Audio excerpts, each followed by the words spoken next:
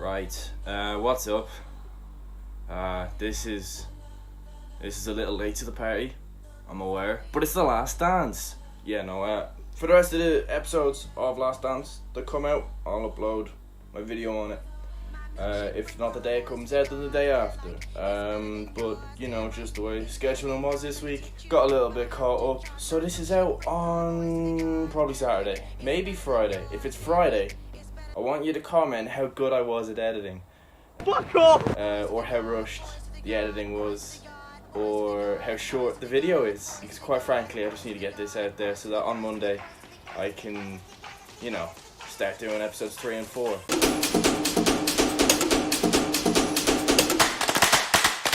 But yeah, the new Michael Jordan documentary on Netflix, in my opinion, is a must watch, especially now that we have so much time on our hands. And it opens up with us meeting Michael Jordan, obviously, Dennis Rodman, Scottie Pippen. Those three are like the three main players of the 1990 Chicago Bulls basketball team. To say they were probably the best basketball team in history, I've heard is not a overreaction. I'm not a massive basketball fan, but I've heard of almost everyone that gets mentioned in these first two episodes. So I guess that shows how accessible it is as well, because like all these people are very, very famous, except for these next two. For non-basketball enthusiasts like myself, you might not know him. We then meet two more people. We meet Phil Jackson, who's the coach of the Chicago Bulls, and we meet Jerry Krause, who is the general manager. So apparently Jerry Krause, the general manager, is a likable guy. That's how he's introduced.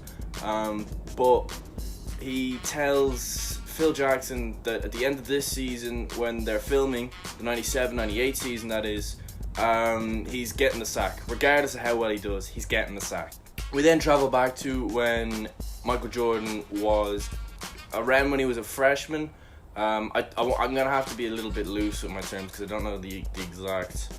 But it was around when he was a freshman, and he scored the win in the NCAA finals for his college team with just 17 seconds to go, and his subsequent drafting to the Chicago Bulls, and his decision to turn pro.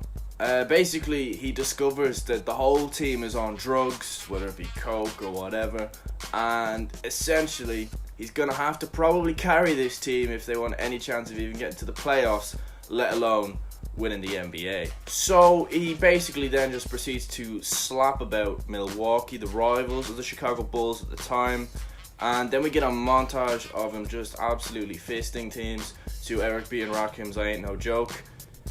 Lovely little touch. I really enjoyed that montage, to be honest. Then Obama makes a cameo, basically just saying how great MJ was at that point in his career. And at this point I have to stress, so far there's like 3 distinct time frames for this documentary. We have the 97-98 season, where they were guaranteed all this access with cameras. Then it's the 80s when MJ first signs for the Chicago Bulls, and then we're also learning about his childhood as well. We then cut forward to the 97-98 season, and he just destroys whatever team they were playing in the first game of the season. And the episode ends with the ring ceremony they basically earned from winning the NBA the previous year. We get a little teaser that Scottie Pippen, he's injured during this ring ceremony. He's more than just a great basketball player, he's going to be a bit of a character. Episode 2 opens with Scottie Pippen, and we learn just how crucial to the team he is and how ridiculously underpaid he is compared to the rest of the team.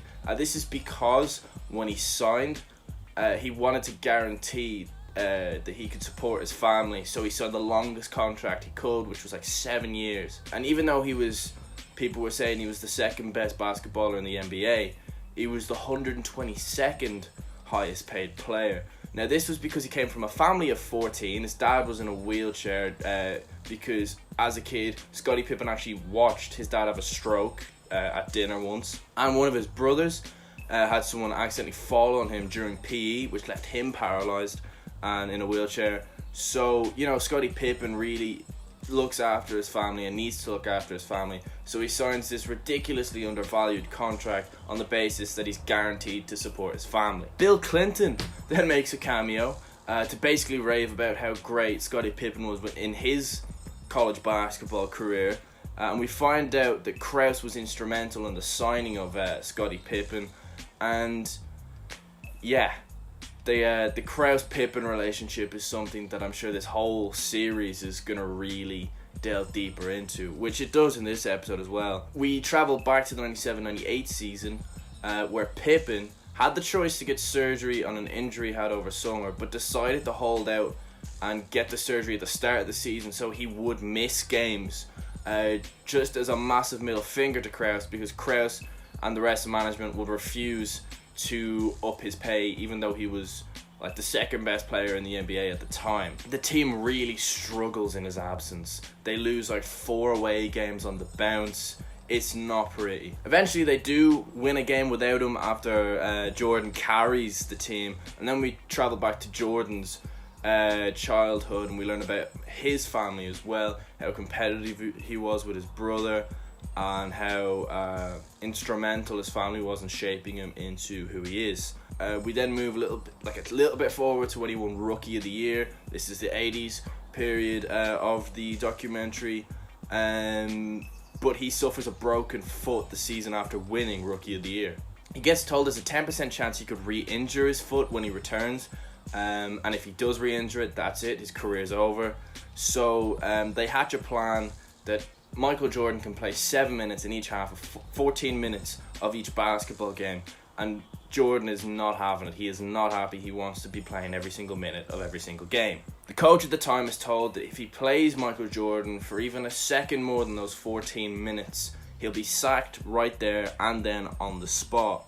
And with 14 seconds left in a game that we're watching here, Michael Jordan, he desperately doesn't want to come off. He knows they could still win it, but he gets subbed off and he's furious. However, they do win. I can't remember the guy's name, but some guy scores the winner. He's not in any way important to the documentary, it seems, so you don't really need those details, I guess. And it's from this moment onwards that Michael Jordan's disdain for management would never heal. After the match, they lock them out of the dressing room and everything, so it's only the team and the coach that are allowed in.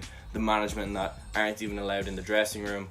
So we already now know that Michael Jordan and Scottie Pippen do not like management. They scrape their way into the playoffs, and they have to play the best team in the league at the time, the Boston Celtics with Larry Bird. The Boston Celtics had won the league quite easily, but this was the point where the Chicago Bulls decided they were just going to let Michael Jordan loose on them. They scrapped the 14 minutes thing, and Michael Jordan obliterated the Boston Celtics, winning player of the game, but they did lose. In the second leg, again, Michael Jordan broke the record for most points in a playoff game, absolutely tearing them to shreds, winning player of the match or man of the match, player of the game, whatever you call it in basketball, but they lose again. So that's it. After learning that in the 80s, it was due to a lot of Krause's successful negotiations to bring in key players such as Scottie Pippen. We then fast forward to 97-98 season, back to Scottie Pippen and Krause's arguments over the contracts,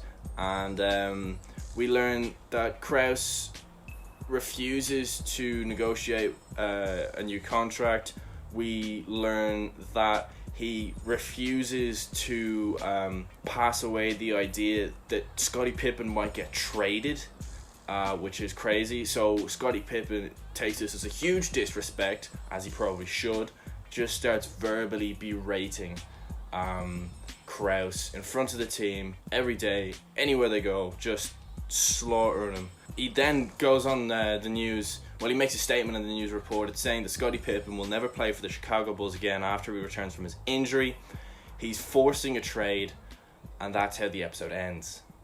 I think one thing that's really, really important about this show, as I round this up, is Michael Jordan's approach to everything. I think is unreal.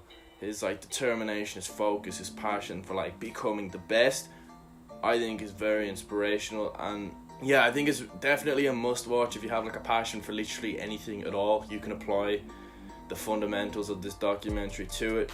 I can't wait for the next 8 episodes. This isn't drama filled, although it looks like it could be, because we still haven't met Dennis Rodman yet. Scottie Pippen and Krause are only just getting started, so I'm sure the drama is still to come. but otherwise I'm really enjoying this. So this was a pretty short episode. Thank you guys very much for watching. Harry Bailey 888 on Instagram, Harold Can't Tweet on Twitter. Please make sure that last episode of the Harry Bailey Show does actually make it to 20 likes so that I can release part 2, the second half of the Too Hot to Handle episodes. Thank you guys so much for watching, and that's me done for this week. Cheers guys. See you next week, I guess.